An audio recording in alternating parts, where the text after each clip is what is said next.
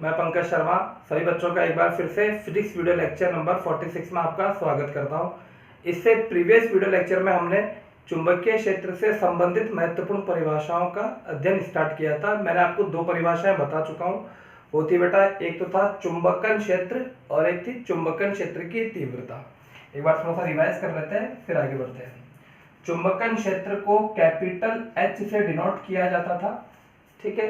तो और इसका फॉर्मूला था B0/μ0। B0 क्या है? निर्वात में चुंबकीय क्षेत्र की तीव्रता का परिमाण। ये चुंबकीय क्षेत्र है, जबकि यहाँ पर हम चुंबकन क्षेत्र को पढ़ रहे हैं, ठीक है। वहां पर मैंने आपको बताया था बेटा, थोड़ा सा इसकी टर्मिनोलॉजी को थोड़ा सा ध्यान दीजिएगा। और ये है चुंबकीय पारगम्यता, निर्वात की चुंबकशीलता भी कहते हैं इसे, और ये निर्वात के लिए, वैक्यूम के लिए है। दूसरा था बेटा I, चुंबकन तीव्रता। ये नेट चुंबकीय आघूर्ण अपॉन आयतन, यानी एकांक आयतन में उत्पन्न नेट चुंबकीय आघूर्ण, उसे कहा जाता है चुंबकन तीव्रता। तो ये दो डेफिनेशन हमने इससे प्रीवियस वीडियो लेक्चर में पढ़ चुके हैं। आज की तीसरी डेफिनेशन रहेगी चुंबकीय प्रवृत्ति। तो इसको स्टार्ट करते हैं। सबसे पहले इसकी डेफिनेशन लिखेंगे, फिर इसका मतलब समझेंगे, और फिर इस पे बेस्ड जो इसके छोटे जो प्रश्न पूछे जाते हैं 1 नंबर के, उनको डिस्कस करेंगे। तो बेटा देखिए, चुंबकीय प्रवृत्ति, इधर ध्यान दीजिएगा। ये जो सिंबल नजर आ रहा है, ये काई है, काई, ठीक है। जैसे पाई होता है ना, उस तरह से ये काई है। इसको लिखते हैं इस तरह से, इस तरह से ध्यान दीजिएगा बेटा, ठीक है। ये काई है, सिंबॉलिक है। तो देखिए, जब पदार्थ को चुंबकित करने के लिए चुंबकन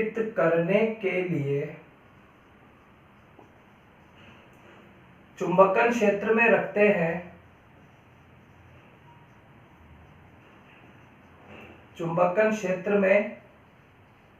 हैं, सिंपल सी बात है। किसी भी पदार्थ को चुंबकित करने के लिए जिस क्षेत्र में रखा जाता है, उसे कहा जाता है चुंबकन क्षेत्र। और चुंबक के चारों ओर के अदृश्य क्षेत्र को चुंबकीय क्षेत्र कहा जाता है। मैंने प्रीवियस वीडियो लेक्चर में भी आपको समझाया था, इसलिए आपको अच्छे से समझना है, ध्यान देना है। तो जब पदार्थ को चुंबकित करने के लिए चुंबकन क्षेत्र में रखते हैं, तो अल्प चुंबकन क्षेत्र के लिए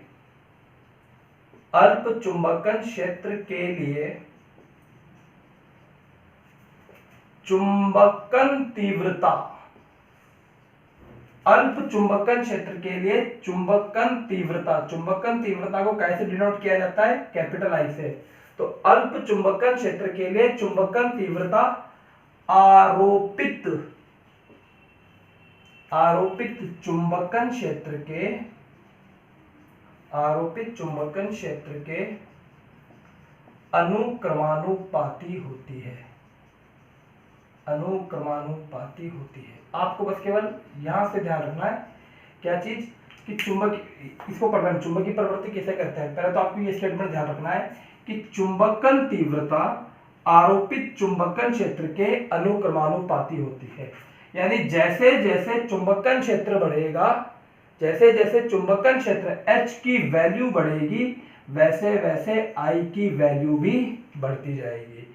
जैसे जैसे H की वैल्यू कम करते जाएंगे, वैसे वैसे I की वैल्यू भी कम होती जाएगी। अब दिमाग में प्रश्न ये उठता है कि सर ये H की वैल्यू कम ज्यादा कैसे होगी? तो बेटा, जिसके प्रीवियस जो इससे पहले का जो चैप्टर है ना, वहां पर आप पढ़ोगे। और वैसे मैं बता देता हूं, H जो होता है चुंबकन क्षेत्र, इसका फॉर्मूला होता है N×I/L। यानी कहने का मतलब H किस पे डिपेंड कर रहा है? करंट पे। ये यहाँ पर ये तीव्रता नहीं है, ये धारा है। यानी चुंबकन क्षेत्र धारा के अनुक्रमानुपाती होता है। यानी जैसे जैसे आप करंट की वैल्यू बढ़ाते जाओगे, वैसे वैसे चुंबकन क्षेत्र भी बढ़ता जाता है। देखिए बेटा, होता क्या है कि एक परिनालिका ली जाती है, ये कोई सोलेनॉइड है, इसमें I मान की धारा प्रवाहित करेगी। अब जैसे जैसे इस करंट की वैल्यू बढ़ती जाती है, इसके अंदर जो चुंबकन क्षेत्र होता है उसकी वैल्यू बढ़ती जाती है। आपको इतना ध्यान रखना है कि जैसे जैसे करंट बढ़ेगा, चुंबकन क्षेत्र भी बढ़ता जाएगा। अब यहाँ पर आ जाते हैं कि चुंबकन तीव्रता कैपिटल I, इंटेंसिटी, चुंबकन तीव्रता आरोपित चुंबकन क्षेत्र के अनुक्रमानुपाती होती है। अर्थात I समानुपाती H। ये करंट नहीं है, ये है चुंबकन तीव्रता और H क्या है, चुंबकन क्षेत्र। तो I इज इक्वल टू, जब भी प्रोपोर्शनल का सिंबल हटता है तो एक कांस्टेंट आ जाता है, अलग अलग जगह ये कांस्टेंट अलग अलग होता है। यहां पर ये कांस्टेंट होगा काई इंटू एच। हम क्या पढ़ रहे हैं, हम पढ़ रहे हैं चुंबकीय प्रवृत्ति। तो बेटा चुंबकीय प्रवृत्ति का फॉर्मूला क्या हो गया, चुंबकीय प्रवृत्ति chi is equal to I upon H. ये फॉर्मूला आपको ध्यान रखना है। चुंबकीय प्रवृत्ति काई इज इक्वल टू होता है आई अपॉन एच। आइए इसको दोबारा से एक बार और देख लेते हैं। जब किसी भी पदार्थ को, मान लीजिए इस पदार्थ को, जब पदार्थ को चुंबकित करने के लिए, ठीक है ना, चुंबकन क्षेत्र में रखते हैं तो अल्प चुंबकन क्षेत्र के लिए, ये एक्चुअली जो पूरी जो घटना है ये अल्प चुंबकन क्षेत्र के लिए है। ऐसा नहीं कि यहाँ पर चुंबकन क्षेत्र बहुत ज्यादा होगा, ठीक है ना, तो वहां पर क्या है, डिस्टर्बेंस आ जाएगा, आई की वैल्यू में डिस्टर्बेंस आ जाएगा, टॉलरेंस आ जाएगा। इसलिए आपको ध्यान रखना है कि अल्प चुंबकन क्षेत्र की ही बात कर रहे हैं। तो जब पदार्थ को चुंबकित करने के लिए चुंबकन क्षेत्र में रखते हैं तो अल्प चुंबकन क्षेत्र के लिए, यहां से इंपॉर्टेंट है, चुंबकन तीव्रता कैपिटल आई आरोपित चुंबकन क्षेत्र के अनुक्रमानुपाती होती है। अर्थात आई समानुपाती H, I is equal to chi into H, chi is equal to I upon H. अब आगे इसमें कुछ बातें लिखते हैं। वीडियो को पॉज करके आप इसको नोट भी कर लीजिएगा। देखिए अभी तक हमने क्या पढ़ा, chi is equal to I upon H, ये फॉर्मूला पढ़ा। इसमें लिखेंगे हम, जहां काई इज इक्वल टू स्थिरांक है, जहां काई इज इक्वल टू क्या है, स्थिरांक है, जिसे चुंबकीय प्रवृत्ति भी कहते हैं, जिसे चुंबकीय प्रवृत्ति कहते हैं, जिसे क्या कहते हैं बेटा, चुंबकीय प्रवृत्ति कहते हैं। अब आते हैं इसकी बात कि इसका मात्रक क्या होगा और इसकी विमा क्या होगी। तो देखिए चुंबकीय प्रवृत्ति का मात्रक व विमा, तो बच्चों ध्यान दीजिएगा यहाँ पर। अभी तक हम 3 बातें पढ़ चुके हैं, कौन कौन सी, एक H पढ़ चुके हैं, H का फॉर्मूला होता है B not upon mu naught, मात्रक होता है, याद होगा आपको, एम्पियर पर मीटर। एक पढ़ चुके हैं I इज इक्वल टू होता है m अपॉन वी, मात्रक होता है एम्पियर पर मीटर। आ जाइए यहाँ पर, चूंकि चुंबकीय प्रवृत्ति chi is equal to I upon H, तो मात्रक की बात कर रहे हैं, तो आई का मात्रक कितना है, एम्पियर पर मीटर, एच का मात्रक कितना है, एम्पियर पर मीटर, तो मात्रकहीन, ये हो गया ना बेटा, कट जाएगा ये, तो मात्रकहीन व विमाहीन भौतिक राशि है। यानी जो चुंबकीय प्रवृत्ति होती है वो मात्रकहीन व विमाहीन भौतिक राशि होती है, ये आपको ध्यान रखना है, ठीक है बेटा। अब इसकी एक और डेफिनेशन पर आ जाते हैं। जैसे आपसे कहा जाए कि चुंबकीय प्रवृत्ति को परिभाषित कीजिए चुंबकन तीव्रता के रूप में, दूसरा क्वेश्चन है, तो देखिए इसको भी,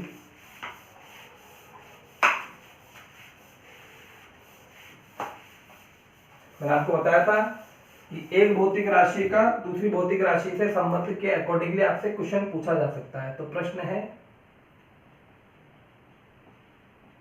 चुंबकीय प्रवृत्ति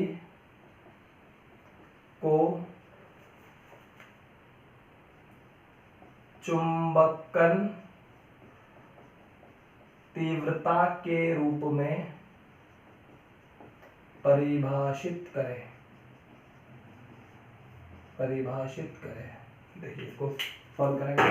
एक बार कैमरा चेक कर लेता हूँ, कभी कभी ऐसा होता है कि कैमरा चलता भी नहीं है। हाँ जी, प्रॉपर वर्क कर रहा है। इसको अब इसकी डेफिनेशन लिखेंगे, सॉल्यूशन। देखिए चुंबकीय प्रवृत्ति को आपको परिभाषित करना है किसके रूप में, चुंबकन तीव्रता के रूप में। यहाँ पर दो भौतिक राशि आ गई, एक चुंबकीय प्रवृत्ति और एक चुंबकन तीव्रता। तो इन दोनों में रिलेशन पता होना चाहिए। रिलेशन हमने अभी भी पढ़ा इसलिए याद रहेगा, चूंकि chi is equal to I upon H. पहली बात, आई करंट नहीं है, आई क्या चीज है यहाँ पर, आई यहाँ पर चुंबकन तीव्रता है, एच क्या है, चुंबकन क्षेत्र है। जब पदार्थ को चुंबकित करने के लिए इस क्षेत्र में रखा जाता है उसे कहा जाता है चुंबकन क्षेत्र। बात क्लियर है, चुंबकीय क्षेत्र अलग चीज होती है, चुंबकन क्षेत्र यहाँ पर अलग चीज है। ठीक है, ये निकलता कैसे है, H is equal to B not upon mu naught. यदि चुंबकीय क्षेत्र में निर्वात की चुंबकशीलता का भाग लगा देंगे तो क्या आ जाएगा, एच की वैल्यू आ जाएगी। ठीक है बेटा, इधर देखिए, अब यहां पर यदि H is equal to 1 ampere per metre हो तो इसका मतलब क्या हो गया, एकांक चुंबकन क्षेत्र, H का मतलब चुंबकन, एक का मतलब एकांक चुंबकन क्षेत्र। तो यहां रखेंगे तो काई इज इक्वल टू क्या आ जाएगा बच्चों, I अपॉन 1, यानी काई इज इक्वल टू आई। अब इसकी परिभाषा देंगे, अर्थात किसी पदार्थ में एकांक चुंबकन क्षेत्र द्वारा प्रेरित चुंबकन तीव्रता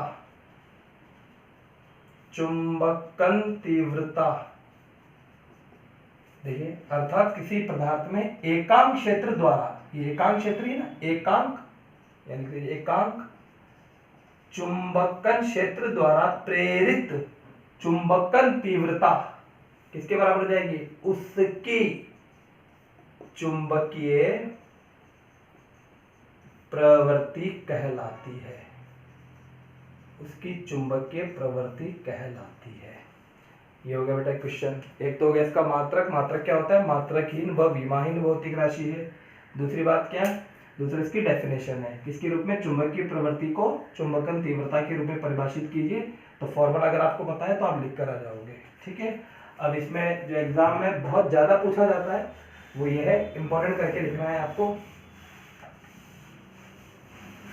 देखिए, ये इस जो चैप्टर है इसमें आप आगे चल के पढ़ोगे, और वैसे थोड़ा अभी बता भी देता हूँ, इंपॉर्टेंट है बेटा ये। देखिए, जो पदार्थ होते हैं वो 3 प्रकार के होते हैं, एक होता है अनुचुंबकीय, एक प्रतिचुंबकीय और एक लोह चुंबकीय। तो आपको ध्यान रखना है कि जो पदार्थ है वो 3 प्रकार का रहेगा, उसकी फिजिकल प्रॉपर्टीज, मैग्नेटिक प्रॉपर्टीज के अकॉर्डिंगली वो 3 टाइप्स का होगा। एक होगा अनुचुंबकीय, एक होगा प्रतिचुंबकीय और एक होगा लौह चुंबकीय। इस बात को ध्यान रखिएगा, आगे चलकर इनकी व्याख्या भी करेंगे। तो यहां पर चुंबकीय प्रवृत्ति किसके लिए क्या रहेगी, ये एग्जाम में डायरेक्टली पूछा जाता है, तो आपको ध्यान रखना है बेटा। फर्स्ट, सेकंड और थर्ड, तीनों बात आपको ध्यान रखनी है। देखिएगा, अनुचुंबकीय पदार्थ के लिए चुंबकीय प्रवृत्ति काई का मान, बहुत इंपॉर्टेंट बात है, डायरेक्टली पूछा जाता है। आप बुक के पीछे के क्वेश्चन देखोगे वहां पर भी आपको ये मिलेगा। अनुचुंबकीय पदार्थ के लिए चुंबकीय प्रवृत्ति का मान अल्प होता है व धनात्मक होता है, अल्प व धनात्मक होता है, कम रहता है और पॉजिटिव रहता है। ठीक है, कम से मतलब जैसे 0.5, 0.3 इस तरह से। आगे देखिए बेटा, सेकंड, प्रतिचुंबकीय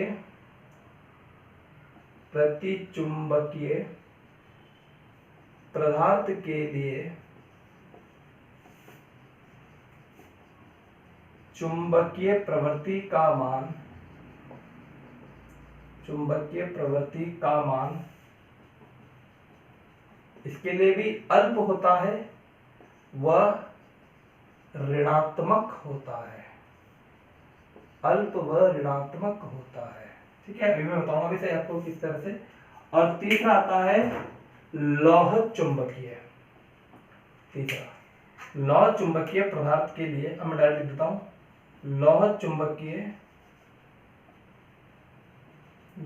चुंबकीय पदार्थ के लिए चुंबकीय प्रवृत्ति का मान धनात्मक व अत्यधिक होता है, अत्यधिक होता है। अब जैसे सपोज कीजिए कि एक एग्जांपल देता हूं मैं आपको कि मान लीजिए किसी पदार्थ के लिए काई इज इक्वल टू है 2 × 10⁻⁴। तो बताइए बेटा, तो आप वैसे तो आप कैसे बता पाओगे, मुझे बताना पड़ेगा। सोच के रखिए 2 × 10⁻⁴ है, तो ये इनमें से कौन सा होगा? क्या ये अनुचुंबकीय होगा, क्या ये प्रतिचुंबकीय होगा, क्या ये लौह चुंबकीय होगा? तो देखिए अनुचुंबकीय पदार्थ के लिए तो अल्प व धनात्मक, प्रतिचुंबकीय के लिए अल्प व ऋणात्मक, और लौह चुंबकीय के लिए धनात्मक व अत्यधिक। इसको ऐसे मानिए, धनात्मक और अत्यधिक का मतलब एक से बहुत ज्यादा बड़ा, 1000 2000 इस तरह से, ठीक है ना, जैसे 5000 40 इस तरह से वैल्यू होगी। तो यहाँ पर काई की वैल्यू है 2 × 10⁻⁴। तो ज्यादातर बच्चे इसको लिखकर आ जाएंगे प्रतिचुंबकीय। क्यों? उन्होंने देखा कि ऋणात्मक है तो ऋणात्मक यहाँ पर आ रहा है तो लिख दो, ऐसा गलत हो जाएगा। देखिए कैसे, ये अगर आप इसको देखोगे तो 2 × 10⁻⁴ का मतलब हो गया 0.0002। ठीक है बेटा, अब ये पॉजिटिव है कि नेगेटिव है? ये तो पॉजिटिव है, तो पॉजिटिव होगा तो या तो ये अनुचुंबकीय होगा या ये लौह चुंबकीय होगा। अब ये अल्प है कि अत्यधिक है? तो बेटा ये एक से बहुत छोटी संख्या है, तो ये क्या हो जाएगा, ये हो जाएगा अनुचुंबकीय। ध्यान रखना इसको। अगर यहाँ पर नेगेटिव लग जाता तो फिर ये हो जाता प्रतिचुंबकीय। अगर यहाँ पर पॉजिटिव होता जैसे 2 × 10⁴, तो ये अब क्या हो जाता, अब ये हो जाता लौह चुंबकीय। बात समझ में आई? तो इसको नोट कीजिए, आगे पढ़ेंगे अपन चुंबकीय पारगम्यता। पहले इसको नोट कीजिए और देखिए बेटा अगली डेफिनेशन पढ़ते हैं, चुंबकीय पारगम्यता।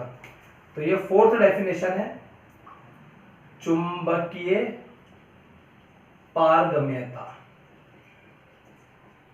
इसको डिनोट कैसे करते हैं? म्यू से। इसमें आपको 3 बातें बता देता हूं मैं आपको। देखिए बेटा, अगर μ0 लिखा जाएगा तो ये होगा निर्वात के लिए, μm लिखा जाएगा तो ये होगा माध्यम के लिए, और μr लिखा जाएगा तो ये होगा आपेक्षिक। जैसे आपने 10th क्लास में अपवर्तनांक पढ़ा होगा, ठीक है बेटा, उसमें सापेक्ष से गणना की जाती है रिलेटिविटी के थ्रू, तो वहां पर ये आता है आर रिलेटिव, तो यहाँ पर ये हो जाएगा आपेक्षिक। तो ये निर्वात की पारगम्यता, ये माध्यम की पारगम्यता, और ये आपेक्षिक पारगम्यता, या यहाँ पर इसको चुंबकशीलता भी कहते हैं। ठीक है, इस चीज को ध्यान रखिएगा। अब पहले इसकी डेफिनेशन पढ़ लेते हैं, फिर इसको समझ लेते हैं। तो देखिए चुंबकीय पारगम्यता, यदि किसी पदार्थ को चुंबकीय क्षेत्र में, यदि किसी पदार्थ को चुंबकीय क्षेत्र में चुंबकित करने के लिए रखते हैं। अब होता क्या है, जब किसी पदार्थ को चुंबकीय क्षेत्र में चुंबकित का मतलब उसके अंदर चुंबकत्व का गुण आ जाए, चुंबकित करने के लिए रखते हैं, तो उसमें उत्पन्न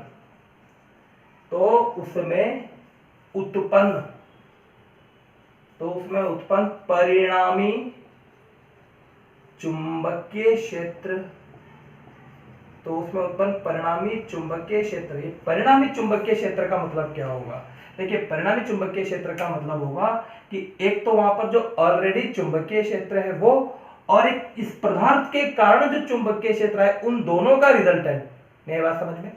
मान लीजिए ये कोई चुंबकीय क्षेत्र है, इस चुंबकीय क्षेत्र में ये कोई पदार्थ आपने यहां रखा, ठीक है, तो एक तो ये चुंबकीय क्षेत्र और एक इसके कारण जो चुंबकीय क्षेत्र होगा उसे कहा जाएगा परिणामी चुंबकीय क्षेत्र। क्लियर है बेटा?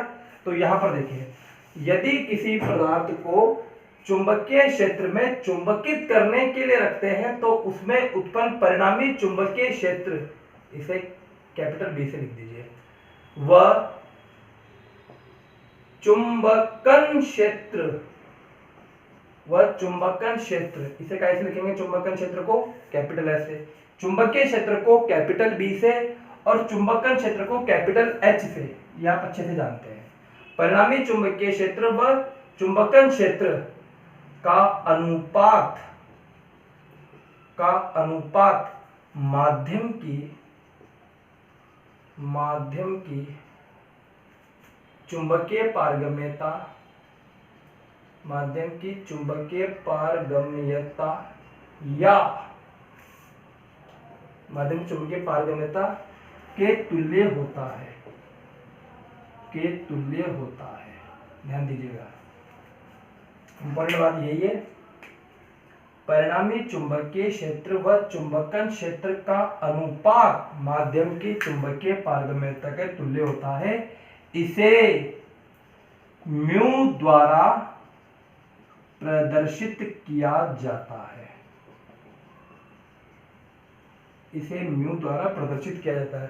जैसे अपवर्तनांक होता है ना बेटा, निर्वात में प्रकाश की चाल और माध्यम में प्रकाश की चाल का अनुपात, वहां पर अपवर्तनांक होता था, सेम ऐसे ही है। परिणामी चुंबकीय क्षेत्र व चुंबकन क्षेत्र का अनुपात क्या कहलाएगा? चुंबकीय पारगम्यता के तुल्य होता है, इसे म्यू द्वारा प्रदर्शित करते हैं। अतः जो म्यू का फॉर्मूला आया वो म्यू इक्वल टू क्या हो गया? देखिए, अगर थोड़ा समझना तो आपको वैसे भी पता लग जाएगा। जो पहली डेफिनेशन पढ़ी थी चुंबकन क्षेत्र की वो थी H equal to B not upon mu naught. अगर मैं यहां से म्यू नॉट हटा दूं, ये नॉट हटा दूं, इसका मतलब क्या है? ये माध्यम की बात कर रहा हूं और ये भी क्या हो जाएगा? ये भी माध्यम के लिए हो जाएगा। इसको ऊपर ले आइए तो mu equal to B upon H, वही तो है यहाँ पर चुंबकीय क्षेत्र व चुंबकन क्षेत्र का अनुपात, चुंबकीय क्षेत्र व चुंबकन क्षेत्र का अनुपात, माध्यम की चुंबकीय पारगम्यता। आई बात बेटा बात समझ में? अब यहाँ लिखेंगे इस बात को, तो म्यू इक्वल टू माध्यम की चुंबकीय पारगम्यता, माध्यम की चुंबकीय पारगम्यता is equal to B upon H. इस फॉर्मूले को याद रखना, पूरे चैप्टर में काम आएगा ये।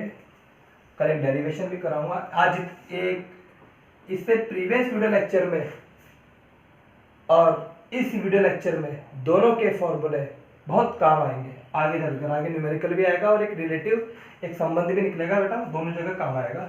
इस फॉर्मूले को याद रखिएगा, mu is equal to B upon H. ठीक है, अब इसका मतलब क्या हुआ? पहले तो इसको नोट कर लीजिएगा। अब मैं इसका मतलब समझाता हूं आपको।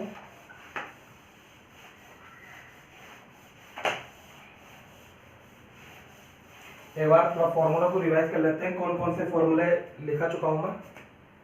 देखिए इधर पहला था एच चुंबकन क्षेत्र, B not upon mu nought. Second formula था चुंबकन तीव्रता, I is equal to capital M upon capital V. यह है नेट चुंबकीय आघूर्ण और यह है आयतन। तीसरा फॉर्मूला आज ही बताया था बेटा, क्या था? चुंबकीय प्रवृत्ति, chi is equal to I upon H. आता कैसे है ये? याद करिए, एच समानुपाती आई, या इसको आई समानुपाती एच भी बोल सकते हैं। तो वहां से काई इज इक्वल टू आ जाएगा आई अपॉन एच। ठीक है ना, दोनों का मतलब एक ही है।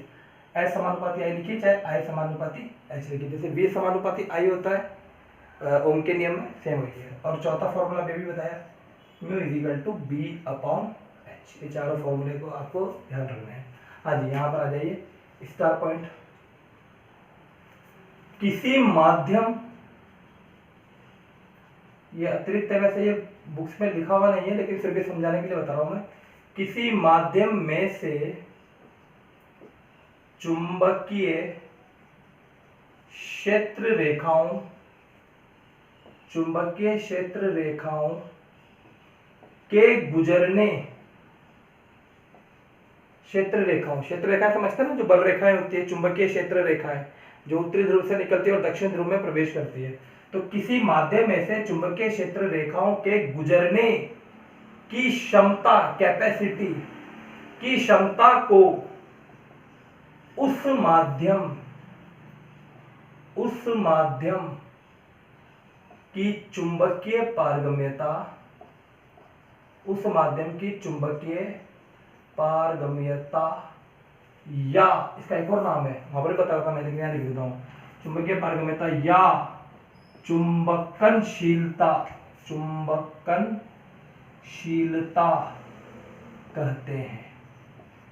यानी किसी माध्यम में से चुंबकीय क्षेत्र रेखाओं के गुजरने की क्षमता, यानी अगर जैसे अलग अलग दो माध्यम मान लीजिए, एक ये माध्यम मान लीजिए और एक ये माध्यम मान लीजिए, इसमें से मान लीजिए कि 1000 बल रेखाएं बाहर निकल रही है और इसमें से 10,000 बल रेखाएं बाहर निकल रही है, तो किसी की चुंबकीय पारगम्यता ज्यादा होगी, जिसमें से बल रेखाएं ज्यादा गुजरेगी उसकी चुंबकीय पारगम्यता ज्यादा होगी। सिंपल सा लॉजिक है, जिसकी चुंबकीय पारगम्यता ज्यादा उसमें से बल रेखाएं ज्यादा निकलेगी, या जिसमें से बल रेखाएं ज्यादा निकलेगी उसकी चुंबकीय पारगम्यता अधिक होगी। यानी यहाँ पर जो लौह चुंबकीय, अनुचुंबकीय, प्रतिचुंबकीय की जो कॉन्सेप्ट आएगा वो यहाँ से सीख सकते हो आप। आगे देखिए बेटा, अगला 4 पॉइंट, माध्यम की चुंबकीय पारगम्यता, माध्यम की चुंबकीय पारगम्यता अधिक, माध्यम की चुंबकीय पारगम्यता अधिक होने पर वह पदार्थ चुंबकीय क्षेत्र रेखाओं,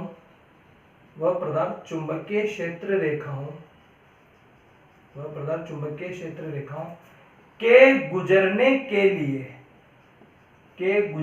के लिए देखिए, माध्यम की चुंबकीय पारगम्यता अधिक होगी तो क्या होगा, वह पदार्थ चुंबकीय क्षेत्र रेखाओं के गुजरने के लिए अच्छा आसान पथ देगा या कठिन पथ देगा। माध्यम की चुंबकीय पारगम्यता अधिक तो बल रेखाएं भी ज्यादा गुजरेगी, बल रेखाएं ज्यादा गुजरने का मतलब क्या है, चुंबकीय क्षेत्र रेखाओं के गुजरने के लिए आसान पथ का मतलब होता है रास्ता अच्छा होगा तो ज्यादा गाड़ियां निकलेगी, रास्ता बेकार होगा तो गाड़ियां कम निकलेगी। यहां पर भी इसी कंसेप्ट को ध्यान रखना है। माध्यम की चुंबकीय पारगम्यता अधिक तो क्षेत्र रेखाएं ज्यादा, तो इसका मतलब है आसान पथ प्रदान करता है, ऐसे समझेंगे आप। ठीक है बेटा, आसान पथ प्रदान करता है। इन दोनों कंसेप्ट को आपको ध्यान रखना है। अब एक चीज और मैं बता देता हूँ, इसमें फिर अपन वीडियो लेक्चर को खत्म करेंगे, फिर नेक्स्ट क्लास में पढ़ेंगे। इन दोनों को नोट कर लीजिएगा, एक चीज और समझ जाइए, हालांकि कल मैं और डिस्कस करूंगा। देखिए, एक आता है आपके चुंबक की आपेक्षिक पारगम्यता। अभी भी बताया मैंने आपको, चुंबक की आपेक्षिक पारगम्यता 3 तरह से होगा। एक तो निर्वात के लिए, माध्यम के लिए, ये मीडियम के लिए हो गया, ये वैक्यूम के लिए हो गया, और ये रिलेटिव, ठीक है ना, आपेक्षिक रिलेटिव हो गया ये। ठीक, तो देखिए बेटा, चुंबक की आपेक्षिक पारगम्यता यानी म्यू आर किसके बराबर होगा, जब माध्यम की पारगम्यता में यानी माध्यम की चुंबकशीलता में निर्वात की चुंबकशीलता का भाग लगा दिया जाए। दोबारा ध्यान दीजिएगा, जब माध्यम की चुंबकशीलता में निर्वात की चुंबकशीलता का भाग लगा दिया जाए तो चुंबक की आपेक्षिक पारगम्यता होगी। मात्रहीन होगा क्योंकि इसका मात्रक आपस में कट जाएगा। समझ रहे होंगे आप बात को। तो ये भी यहाँ पर मात्रहीन और विमाहीन राशि है। आज हमने दो मात्रहीन विमाहीन राशियां पढ़ी, एक तो चुंबकीय प्रवृत्ति और एक चुंबक की आपेक्षिक पारगम्यता। हालांकि कल के वीडियो लेक्चर में दोबारा मैं बताऊंगा, तो आप कल दोबारा सीखोगे। एक इंपॉर्टेंट बात, मैंने बेटा कल आपको एक क्वेश्चन दिया था, एक समबाहु त्रिभुज के तीनों शीर्षों पर 10 एम्पियर इंटू मीटर या 20 एम्पियर इंटू मीटर, इन दोनों में से कुछ होगा, 10 ले लेते हैं, 10 ampere into metre 10 ampere into metre, 10 ampere into metre ध्रुव सामर्थ्य का कोई उत्तरी ध्रुव रखा है। इसके केंद्र पर रखे एकांक ध्रुव सामर्थ्य पे लगने वाला परिणामी बल ज्ञात करें। तो इसका आंसर आएगा F net = 0। इसको सॉल्व करके व्हाट्सएप कीजिएगा। जो बच्चे इसको सॉल्व कर लेते हैं वो उसको व्हाट्सएप कीजिएगा। आज की वीडियो लेक्चर बेटा इतना ही। Thank you.